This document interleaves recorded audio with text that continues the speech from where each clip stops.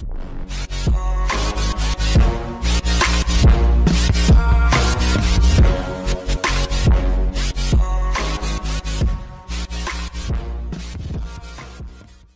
ora. Welcome to Conversations with Wahine, brought to you by the Wellington branch of the National Council of Women, New Zealand.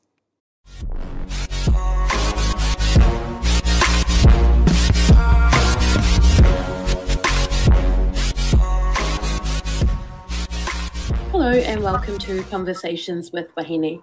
Today you've got me, Harita, and I'm joined with Ash. How are you going, Ash? Pretty good. Excited for today's guest. Yeah, so today we've got someone a little bit different in the sense that she's not a New Zealander as such. And we know our podcast does focus on interviewing inspirational New Zealand women, so we're not taking that away. But every now and then, an international opportunity arises that we really can't say no to.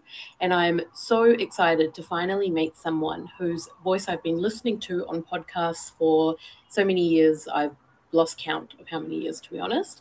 Plus, she's performed in New Zealand and Australia multiple times, and she's also coming back here in a few weeks for her tour. So that basically makes her an honorary New Zealander anyway. Deborah Frances-White is a London-born comedian, author, and screenwriter. She hosts the podcast Global Pillage and The Guilty Feminist. She wrote the 2018 comedy film called Say My Name. Deborah was born in Australia and adopted at 10 days old. She grew up in Brisbane, and her family converted to Jehovah's Witness when she was a teenager. She has since left the community and describes herself as an atheist. During her gap year, she moved to London and decided to make London her home. There is so much more that I'd like to say to introduce this amazing woman, but she's a bit short on time today as her day is packed with media before her tour starts. So I want her to talk as much as possible about herself rather than me describing her. Welcome, Deborah. How are you? Thank you so much for having me. It's lovely to be here. Yeah, it's so nice. I think I am an honorary New Zealander because when I found my birth mother, I'm adopted, as you said, and when I found my birth mother, she moved to New Zealand shortly after I was born, set up a life here. So she sounds like a New Zealander, and she had 3 children here. So all my sisters, my biological sisters, are all from New Zealand, and my nieces and nephew are from New Zealand. So I do feel a bit like I have a New Zealand family, and so I feel more, and I've got to know them over the last 11, 12 years.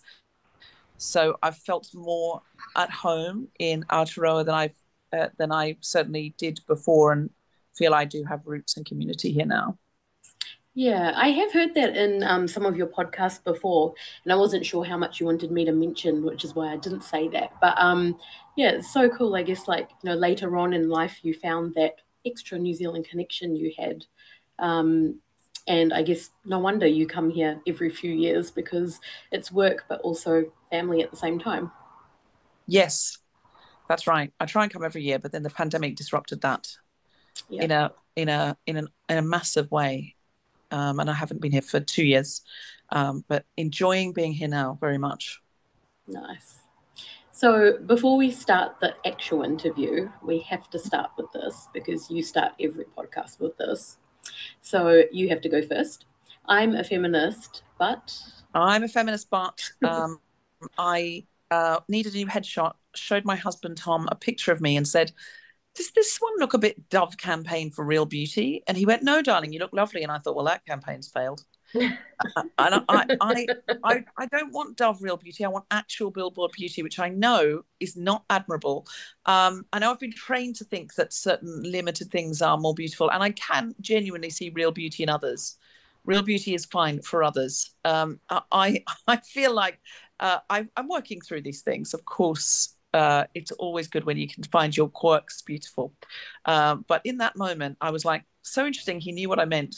Does this look a bit Dove campaign for real beauty? No, you look lovely. I was like, that's what I'm sharing at the moment. Nice.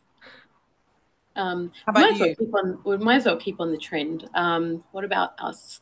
So for me, I've got quite a few, but I'll share 2. I'm a feminist, but I've had half my body laser hair removed because I guess I'm Indian, and Indian people grow a lot of facial hair, and my skin's also quite fair So black hair on fair skin doesn't work out. So a few years ago, I just got a lot of it laser haired off, and I kind of caved into all those beauty standards, I guess. But totally valid. And I also now know women who aren't doing that, and I think, oh, it's so interesting to see how much my brain is changing towards it, because I follow people on Instagram, and I think sometimes what we're not used to seeing, we go, oh, that doesn't seem right. And then when we see it more, we go, oh, that does seem right. So trousers on women were a thing in the West that were seen as odd. Mary Tyler Moore had to campaign to be allowed to wear trousers on a sitcom that she did with Dick Van Dyke, and people were like, it's not right, it's scandalous. And then now doesn't read that way to us. We wouldn't notice trousers on women, and so it takes a while. But having said that, are you going to be at the vanguard of it? And I feel like, for example, letting your hair go grey is one. More women are letting their hair go grey. I admire it. It's going to look normal soon, the same way it looks normal for men to have grey hair. It will look normal because a vanguard of women are just going, we're not dyeing it. I'm not doing that. I'm doing other stuff. I'm doing other stuff for feminism. I'm not going grey. You can't do everything. I'm not doing it. It's not what I want to do. I'm doing other stuff, guys. I'm not doing that. Someone needs to. A chunky minority of women need to normalize it. So someone needs to normalize it. I'm doing other stuff. It's like not photoshopping pictures. When I do a magazine shoot, I'm like, Photoshop it heavily, please. That somebody needs to be at the vanguard of not photoshopping. It's not going to be me. Can't it be some 19-year-old model? It's not going to be me. I'm telling you. I'm doing other stuff. We all choose some things we're doing and some things we're not doing, and I'm not doing that. Have you got one, Aisling? Yeah, mine is probably, I'm a feminist, but the second we have to drive anywhere, I become an immediate passenger princess and insist my husband drive me everywhere, because in my opinion, I was born to be driven, not to drive. Yeah. Listen, I think I nearly killed people driving to a music festival last time I drove on a motorway, and I'm like, yeah, I think the most feminist thing I can do is not kill women. Yeah. So I'm not driving on motorways anymore. That's it. I'm done with it. I'll push around town occasionally, but that's it. I just think if you're not a confident driver, no matter your gender, stay off the road. That is not to say some of the best drivers I know are my female friends who I'd much rather drive with than any man. Men sometimes are too confident, in my opinion. Yeah, agreed. Yep. So, world famous podcaster, female comedian. Can you tell us a bit about, like, how did you get involved in that? Was there a turning point in your life where you thought, I'm going to make feminism funny?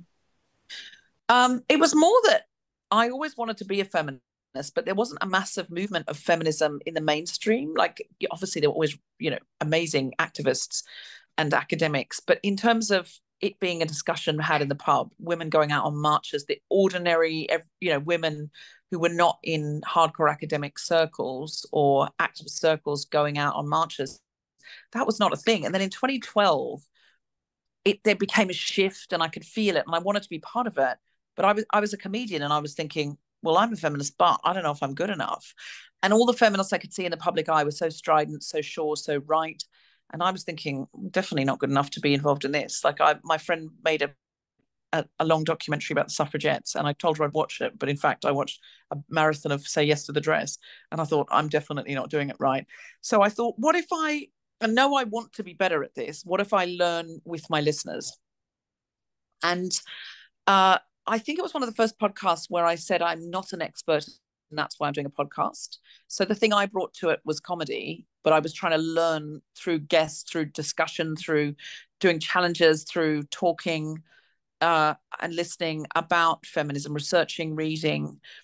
And I think it really appealed to people because I was firstly saying I'm not perfect, I'm a feminist, and secondly, they were like, yeah, I'll learn with you, because that seemed less intimidating than being taught by an expert. And so then I have had a lot of experts and, unbelievable feminists on my show as guests, but it's always co-hosted by me and a comedian. And that's what we're bringing. Now, of course, I've been doing it for 8 years now, so I know a lot more about feminism and identify as much more of a hardcore feminist myself than I did when I began. But I'm still always learning. Yeah. Just a journey, isn't it? Very much so. And on that note, part of the massive success of The Guilty Feminist is the way you undercut the serious nature of the feminist and social issues that you cover, but with that light side of humour and having a comedian co-host in it as well. And is that something that was always the intention from the start, or was it just the natural evolution of the show? No, I started out with one co-host who left after about 9 months, and I wanted that seat to be filled by a comedian. But I thought, on the downside, my co-host left and wanted to do other projects, which was absolutely fair enough. But on the upside, I thought, well, that chair now could be filled diversely. There could be lots of different people in the chair, and I think it's made the show have a longevity, because if Sindhu V co-hosts, she's an Asian woman with teenage kids, and that is a different experience from co-hosting with Kima Bob, who's in her 20s, Gen Z, queer, from Texas, a Black American woman. That's very different from Michelle A. Court, who I'm going to be co-hosting with in New Zealand, who's local New Zealand Indigenous woman who is turning up with she's a grandmother. That's a different perspective again. I worked a lot, I toured a lot. I've never done a show in New Zealand without the great Cal Wilson, actually, who very tragically we lost last year. But oh my God, I loved working with Cal so much. And she had such a fun, playful, naughty, brilliant dynamic. And in Australia this time, I'll be working with Celia Piccola, Geraldine Hickey, Alice Fraser, but discovering new comedians as guests as well. So I feel like I'm so lucky, because I become a different person. Sometimes I notice in the double act, in most double acts, someone's the parent, someone's the child. So someone's the responsible one holding it together, and the other one's being a bit anarchic. And sometimes I get to be the parent, sometimes I get to be the child, in terms of the comedy double act dynamic. And I always get to learn. There's always somebody different in that chair, and I'm always responding differently to who's there. I just think that's the amazing thing with having a rotating guest, isn't it? Because you just get that cross section of all different people, and you're exposing so many different audiences to the show and to introducing them to feminism, which is, I guess, the complete charm of the show, really. Yes. I think there's so many different people who are drawn to it because of those different co-hosts serving different demographics, and people get so excited. They're like, Jess Foster-Q's on, or Susie Bacoma's on, and they have their favorites. Felicity Ward is a big favorite. And also sometimes they discover someone totally new through the podcast. You've talked really openly, I know you mentioned it up at the top, about your adoption and finding your birth siblings. You've also talked a lot about being a Jehovah's Witness, believing that, what you feel like about religion. I guess, how have all of those major life events affected you and maybe shaped your attitude towards the show and towards feminism in general? Oh, remarkably, absolutely remarkably. Of course, your trauma and your connections, of course, inform what kind of artist you are, what kind of person you are. But I feel like, anything that goes wrong in your life is an opportunity to make you more empathetic and to those who've had trauma.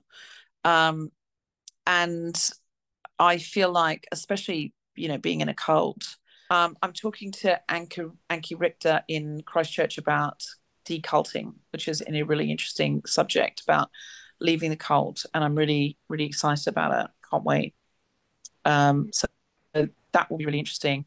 But because I was in such a patriarchal cult, and most cults are patriarchal, I was able to really understand what the patriarchy was, and how I was in a religion where no decision has ever been made by a woman, not even like when the kingdom hall's cleaned, or anything administrative is not made by women. It's all dominated by men the whole time, and women are not given any say. Women aren't believed most of the time. My experience is, anyway, that I was not believed. I was not listened to, and there was no opportunity for progress or having a say in anything. you were just sent out to knock on people's doors and tell them Armageddon was coming. But within the congregation, you couldn't have any responsibility or any role. And that's because men are just born for responsibility and greatness and power and leadership, and women are born for subservience. And so you really, having been in a real small scale patriarchy like that, when you come out, you are so, I mean, not you, one can be. I found when I came out, I just desperately wanted to find feminist community. Yeah, makes sense. We actually interviewed Anka as well, and she's phenomenal. And I know she's actually launching the first cult conference, Deculting, right, which I think is later this year. So yeah, she's just an absolute tour de force of a woman. Yeah, she's amazing. You will love chatting to her. Yeah, I'm excited. So a little bit about New Zealand here, which I'm sure you're aware of. I think you are actually. You've mentioned this in some of your podcasts, I think. On 24th of March, 2020, changes were made to the New Zealand law to decriminalise abortion in New Zealand. While we're moving forward in this space, it feels like many other countries, like the USA, for example, is moving backwards. In 2022, the US Supreme Court overruled a woman's right to an abortion, and there have been hundreds, if not thousands, of cases in the last few years. How do we keep the energy and strength to push forward in the face of such decisions like this? I mean, in the UK now, there are various anti-abortion laws being pushed through, and women being investigated because they've taken abortion pills, and they say they've taken them too late. Women being arrested, women being convicted. It's horrible. I think there is a far right agenda going on around the world, but it's terrible, and we have to fight it. But I always think it's just, when you see a massive backlash like this, like the women's marches around the world, Me Too movement was very, very public, and there's always a backlash. There's a book called Backlash you should read, which is about how inevitably, when you get pushed forward, there's a backlash. So to me, this is the Empire Strikes Back phenomenon, which says we're winning.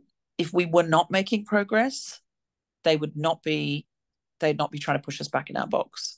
So we need to take this as a sign that we are gaining ground, we are gaining power, and not to be discouraged by this, but on the contrary, realize there's a lot more of us, rising up, and we need to keep coming together and keep fighting it.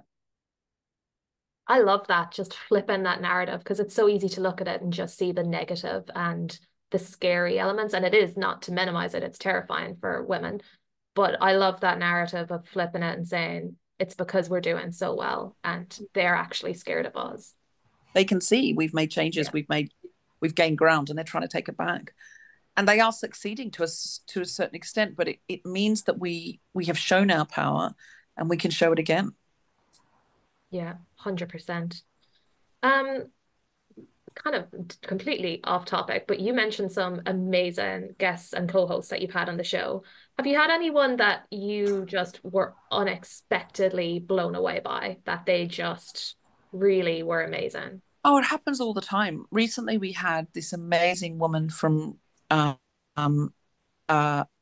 Afghanistan who got out just before the Taliban took over.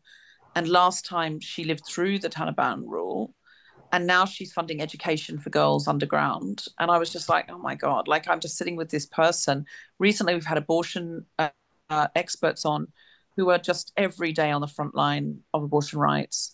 I've had so many incredible people on who they live their life in service to making the world better. And I'm just always just thrown sideways by the intellect, the compassion, the passion.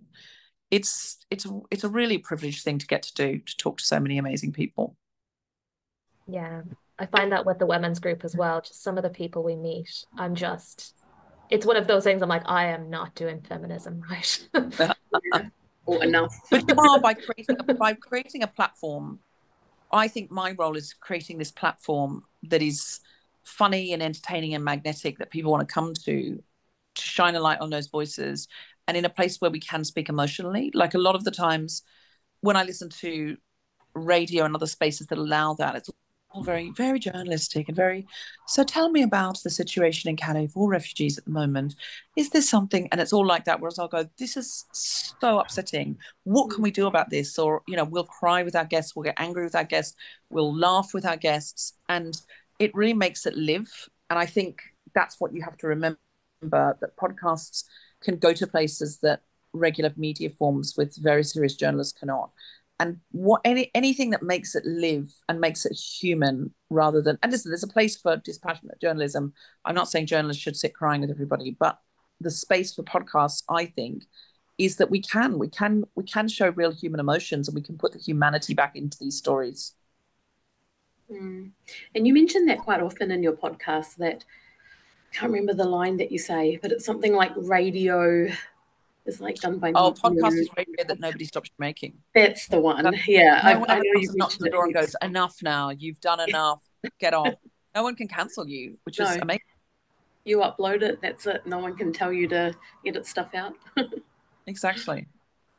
So on the topic of feminism and what different people think about it, and if it's extreme, etc., etc., do you think some feminists can end up excluding others by making them feel ashamed of maybe being too feminist or not feminist enough? Or, like Ash said, sometimes you feel like you're doing it wrong. And an example could be like some people having kids, others not having kids, not working enough, or not supporting the women's marches, etc. How do we bridge these differences between different types of feminists? I mean, yes, of course, women can bring each other down. Women can criticize and judge. We're in a very judgy time. The internet creates factions and wars between those factions and sniping. But I always remember what Gloria Steinem says, which is ultimately it's the power structures run by men that's really keeping us down. So we shouldn't get distracted by those things, by infighting, because we've got a lot of inequality to fight from the top down. So let's not get sidetracked. But ultimately, if women stop criticizing each other less, we're still in the same situation that we were in. So don't do it because of the greater injustice. Let's not blame other women for the massive inequalities in terms of the pay gap, in terms of the gap of representation in power, in terms of the representation that we see in the media, the stories that are told, whose point of view they're told from. None of that is really because of women. Individual women participate in those power structures because they're surviving themselves, or they're seeing that. Now that's not great, but it's not. Once we start to blame women, so I don't know if you saw, there was an amazing drama called I think it was called Mrs. America, and it was about Phyllis Schlafly, who was this woman in the 60s who basically said, trad wife, women belong in the home, and she was anti the women's liberation movement. And Gloria Steinem is depicted as a young, feminist in that, who's fighting for abortion rights and fighting for equality. And Phyllis Schlafly is really, standing up against women's liberation, but in doing so, also, of course, somebody who leaves her husband and family and builds a career in doing that. So there's an irony in it. And it's all really, the story is about Phyllis Schlafly bringing down the women's liberation movement and then discovering she herself is relegated to, second place. And Gloria Steinem's criticism of the show was beautifully done drama, brilliantly told. And her criticism was, you can't really blame other women. Yeah, Phyllis Schlafly was there doing her thing, but she was not the problem. She was not the reason we didn't overturn the abortion laws earlier. She was not the reason. Men are the reason. Powerful men and again, hashtag not all men. Most men are not going around doing those things, but there's a few powerful men, and it's in their interest to keep women in their place. And so when we blame other women, and I really don't want to make an enemy of men either. It's not about men. It's about power structures. Now, those power structures are usually orchestrated by men. The history of the world is that men have taken control. So it's patriarchal power structures that we have to fight. And let's not get distracted by, spending time sniping with each other on the internet about things that either don't matter, or things that cannot be resolved on the internet because it's not a good forum for resolution, conflict resolution. I wonder sometimes, is it just that it feels easier to attack another woman? You know, it feels more equal than it does to attack those patriarchal structures, maybe. Yeah, I just wonder if they're simple, I think. psychology. You can have a go at someone and get them to either apologize or disappear pretty quickly, and it feels like you've done something, and it's probably a dopamine hit. And that's not to say it's never useful to say, hey, I thought you might want to think about this. But when we get those really ungenerous attacking first reach outs on the internet, I'm always like, this is making people pull further back into their box, or it's riling people up about usually the wrong things. And so, you mentioned there just that role, you know, not arguing with people on the internet. Like, how have you found the role of social media with feminism? Like, on the one hand, for us, you know, we know this, it's a great platform and you can connect with other women. But then on the other hand, I also know women who've been trolled and doxxed and severely abused on social media. It was the best of times. It was the worst of times. Without the democratization of the internet, I wouldn't have a big audience, because no one would have given me a show with feminism in the title in the end of 2015. Yeah. And I've been able to build my own audience and serve that audience. And, you know, and that audience has built my career and my platform in order that I can then better serve them in a loop, which just wouldn't have happened with mainstream gatekeepers. However, I don't know if you've seen Twitter lately, which is now called X, but bloody hell, it's a bin fire, and it's the worst of humanity. So it's the internet giveth, the internet taketh away. Where is it going? How it is becoming very, very polarizing. I don't know if you heard a podcast called Rabbit Hole by, it's a New York Times podcast, but it's terribly, terribly scary about how people are being radicalized to the far right. Young men who go on the internet looking for, you know, self-help can get radicalized in about 20 clicks. It's terrifying. What is the answer? I think we need a lot more discussions offline, in rooms, face-to-face. And I think people are ready for that now, and they want that. I'm writing a book called 6 Conversations We're Scared to Have, which is a lot about polarization and cancel culture and this kind of thing, which is just being finished up now, and it'll be out next April. And I am excited about it and also a bit scared about it, because by definition, these conversations are ones we're scared to have. They're very, very flammable.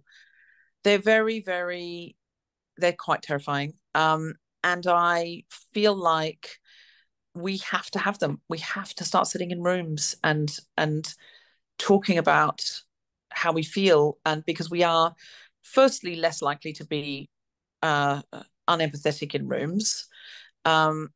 That's not to say we can't build empathy off the internet. We do. We see videos of far-flung places where people are being traumatized, and we you know, people get angry about it because they're able to see people's faces, and you know, that's something we weren't able to do before. We were very limited to what the news wanted to show us, and what the news wants to show us is all sorts of things. You know, like, here's an example.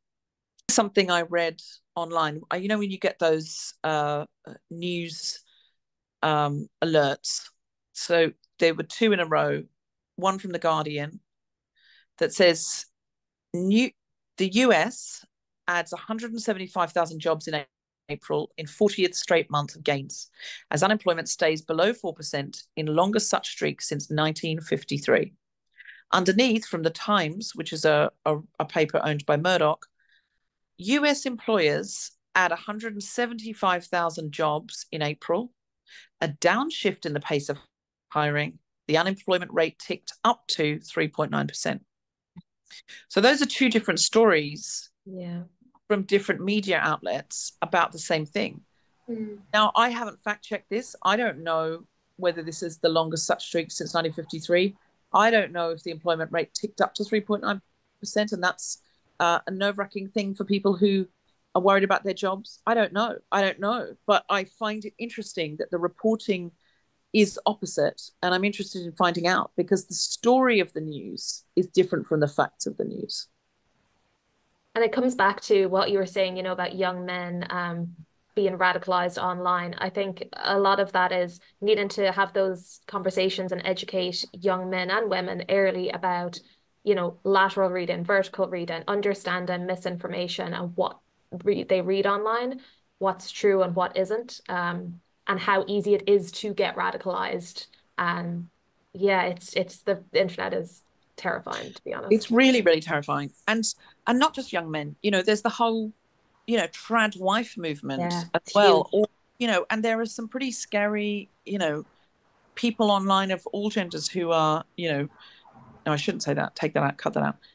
Because that's going to be misread. But there's the whole trad wife movement. I get shown now hardly any content of people I follow. I get shown far right Christian things because they think I'm going to share it, get angry about it. And engagement is everything to them. They show you things they think you're going to hate so you can get riled up. And I don't share them because I'm like, no, I'm not playing that game with you. This is a very small minority of people who are sharing this content. And I won't participate in that by outrage sharing it. I'm just not going to do it.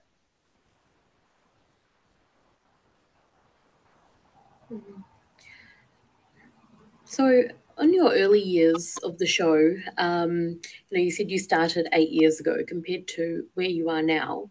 Is there anything that you would have liked to do differently to how you did in the beginning or in the last 8 years? And if there is something you would do differently, what would it be? During the pandemic, we were always a live show. We were always live in front of an audience, and it built community. Even people were listening at home. They felt the roar of the crowd. They heard people laughing at the things that they found funny, getting angry at things that made them angry. They felt the response of that audience, and I think it was so powerful. And you know, just to feel you've got an army, feel you've got a community, even if you can't go to the show. In the pandemic, we went from one of the last shows I did before the pandemic was at the Wellington Arena, and it was a show that I kept listening to through the pandemic, through the lockdown. In London, we had really serious lockdowns. We could only leave the house once a day.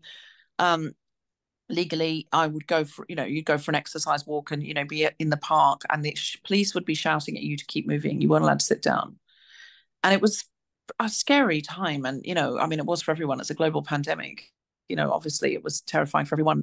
There was a deadly virus and people died and it was awful.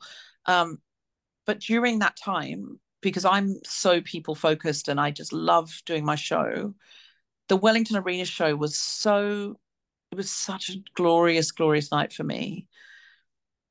And I did it with Grace Petrie, who's a queer protest folk singer who I adore, who I always bring out from the UK, Cal Wilson, who I've talked about, absolutely adore Cal.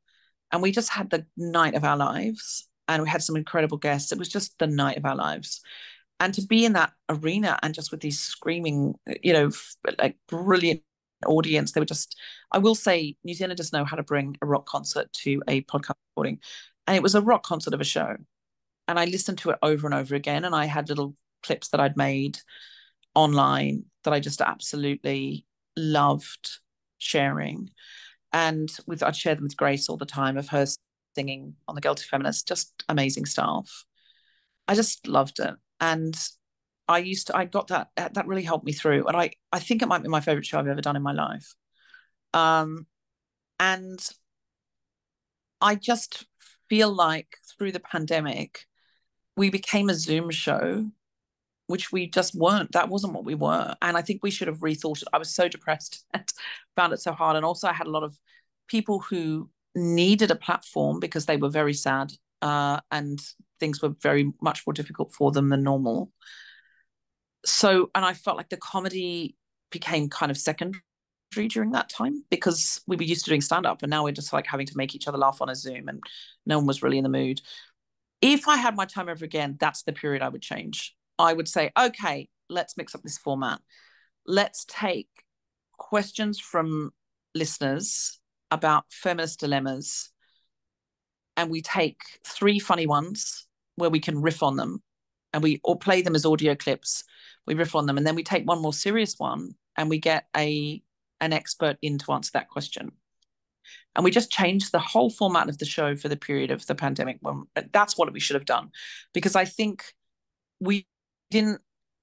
Some people say, "Oh, I found the show during the pandemic; it got me through it." But I feel we didn't serve our listeners we just tried to replicate what we'd done in a theatre, but it wasn't as good. And that's the part of the show that I'd like to change. I also miss doing challenges. When I was doing it once a fortnight, I could do challenges, and also we were doing much more broad topics. Then we were doing, apologizing, anger, body hair. We're doing all sorts of things that you could do a direct challenge on, and I miss those times. But it got to the point where I just couldn't do 52 challenges a year, because I'm also a screenwriter. So I started writing scripts, and when you're making a movie or something, that becomes, or I wrote a play which was on in Chichester last year, hopefully will come over to Australia and then hopefully New Zealand next year. And I found that trying to balance other things which feed me and are necessary for me, and other ways of exploring feminism, so you don't go stale with one thing.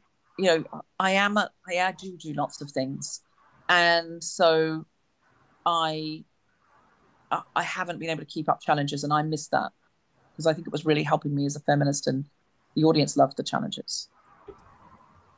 That really interesting thing where you want to give like a platform to everyone, but also you have to put yourself first too, and you can't burn yourself out trying to be something to everyone else.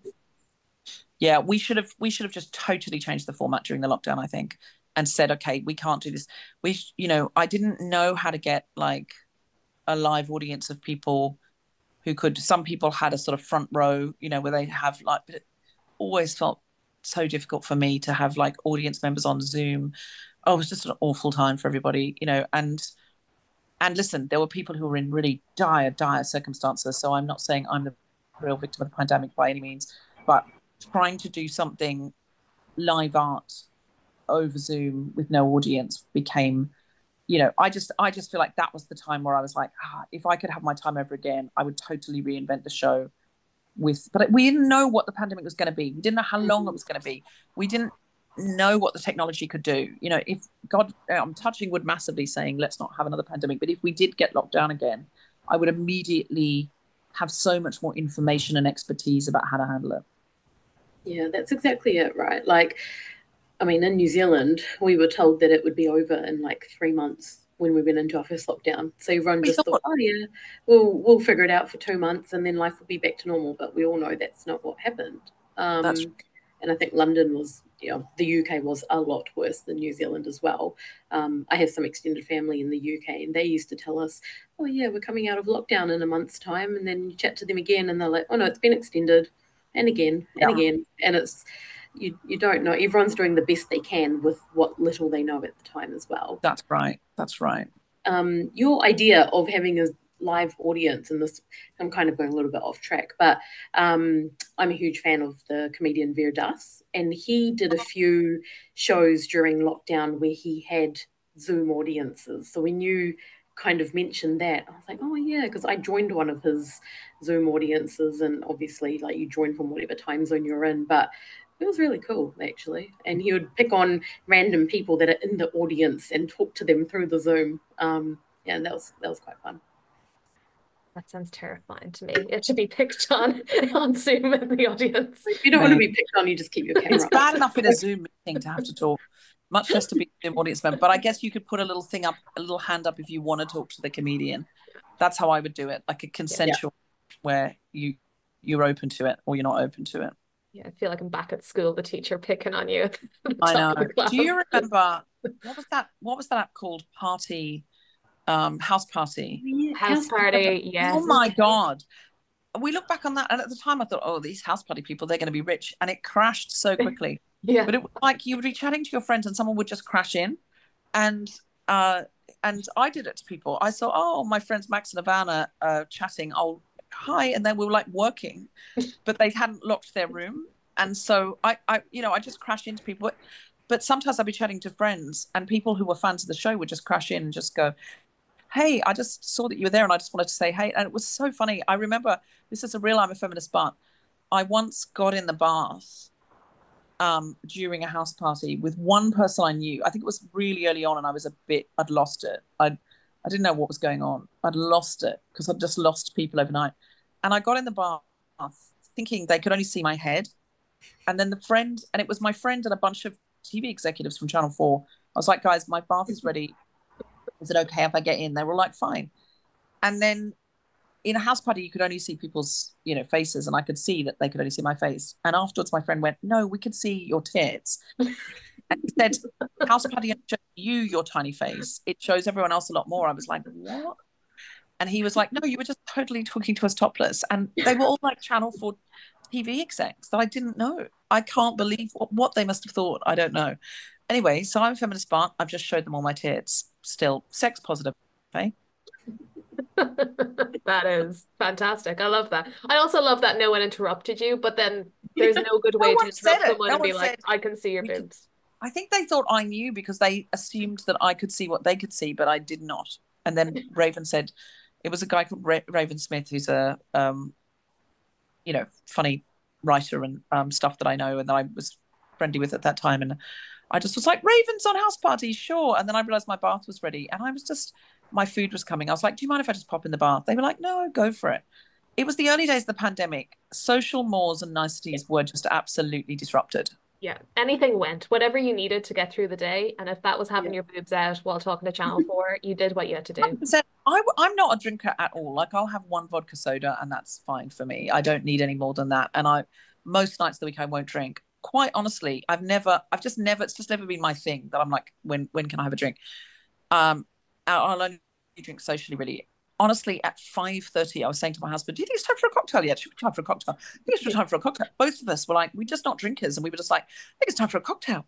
And I was like, 5:30, I started to like want to drink. And it's the first time in my life. And about 3 months in, when I got used to the lockdown, I didn't need it anymore. Thank God. Because if it had escalated, I mean, some people became very dependent on all sorts of things during the pandemic. I totally understood it. Thank God that desire went away for me. That's just very lucky on my part, because if it had increased, I don't think I would have had the strength to fight it. So that's just lucky. But I got used to it. And the thing is, human beings are so adaptable, and that's a good thing. It's one of our best things. This is why we're the predominant species on the earth. It's why we're the top of the food chain. I will say that's done the planet no favors. If it would be better if other species had become more dominant than us, let's be honest, in terms of the planet. But it is why we're so successful. We're so adaptable. On the downside, we're very adaptable to oppression. And so it's very quick that a country can become like Gilead in The Handmaid's Tale, where everyone's doing what they're told. So adaptability is a wonderful thing for humanity. And it's also the way that we get used to power imbalance and deep inequality.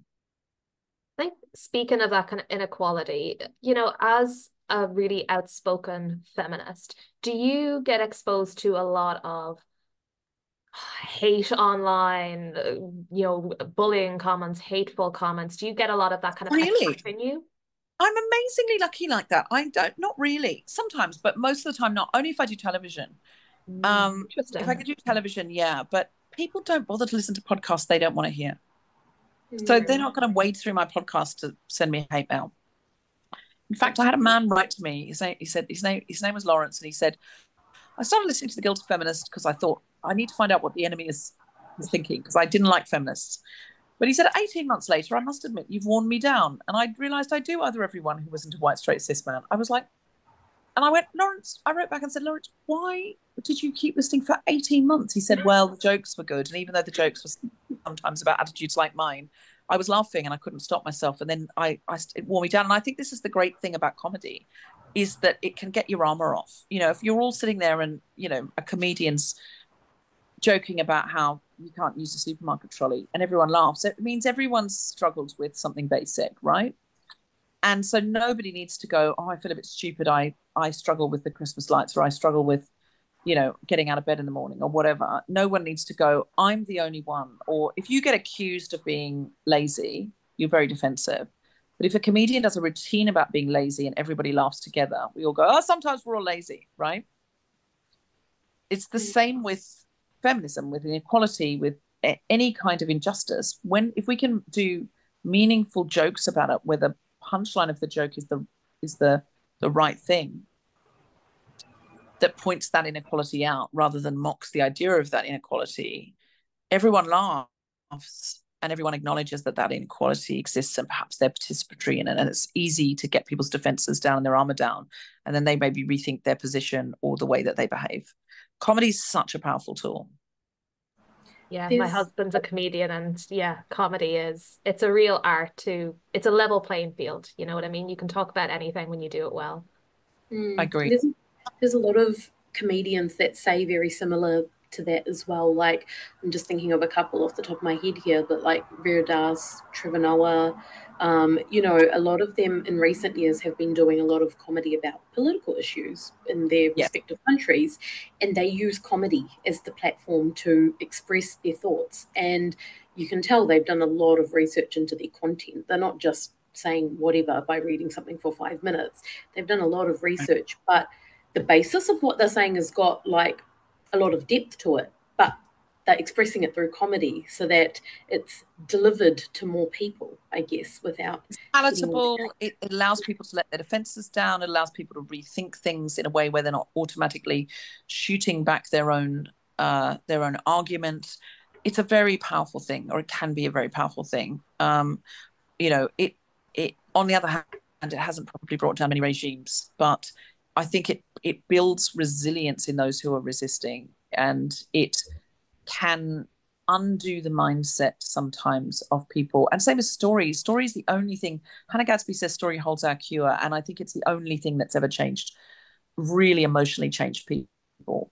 The stories that we see on our TVs are the things that erode bigotry. If you see enough stories with gay leads or gay people in soaps, over a period of time, people stop being frightened. They stop putting up their barriers. Over a period of time, they forget to other, because they've just seen too many people on TV that they've liked who are gay and who are like them in every other way except sexual orientation. And that's how we've eroded. It's taken passionate activism. It's taken people putting their lives on the line in Stonewall and, Harvey Milk. It has, of course, taken deep, passionate activism, but it's also, in order to not just win legislation, but win over people so that the experience of living in a community is one of belonging and not just tolerance. It's taken story after story after story after story. And that's what we need. Who's getting to tell our stories? Because whoever gets to tell our stories usually holds the narrative to who belongs and who's important.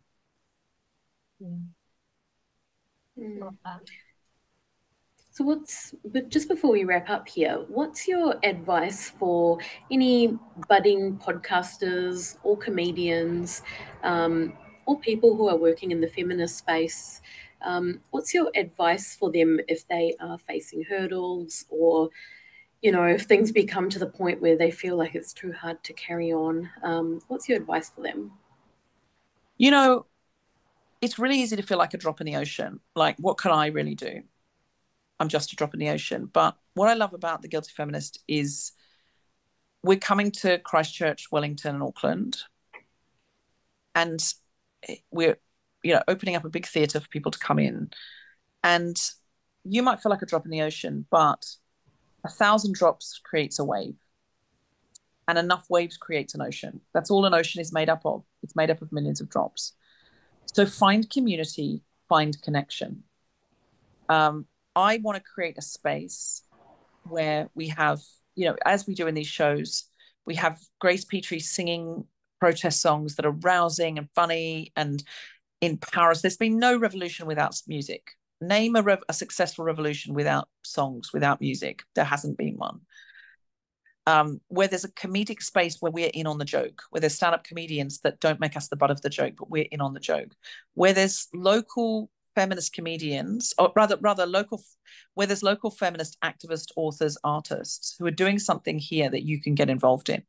Community and connection is always the answer. Don't be a drop in the ocean, be part of a wave. Oh, what a note to end on. Thank you. And can I say where the shows are going to be? Please. In Christchurch, we're going to be at the Aurora Centre on the 11th of May, Saturday, the 11th of May. In Auckland, we're going to be at the Bruce Mason Centre on the 14th of May. And in Wellington, we're going to be at the Opera House on the 15th of May. These are the first shows in New Zealand I've ever done without Cal Wilson. And so I would love the support of the Guilty Feminist audience. I also think if you feel like you can change the world, but your batteries need recharging because the world's in a terrible state, there's a lot of inequality, there's a lot of fear, there's a lot of injustice, come and recharge your batteries here. Come and build that resilience and feel that magnetic connection with other people and get some joy. If you're someone who thinks you can't change the world, come along to the show and look at, you may leave feeling differently. There's tickets at all price points. There's some under $40.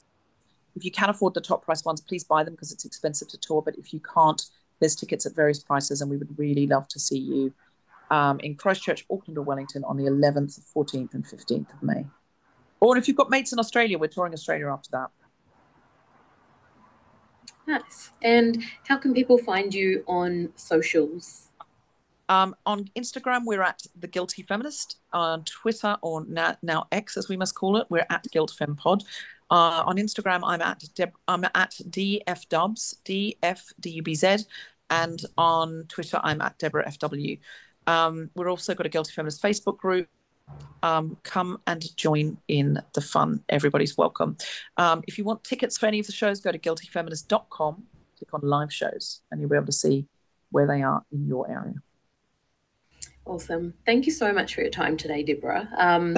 We know how busy you are, and it really means a lot that you've had the time to come on our podcast, and it's been almost an hour, so that's double the time we're meant to have. I've enjoyed it very much. Oh, I'm so glad. We really hope that one day we can achieve even half of what you have with your podcast and all the amazing people you've had on it for gender equality and feminism in New Zealand.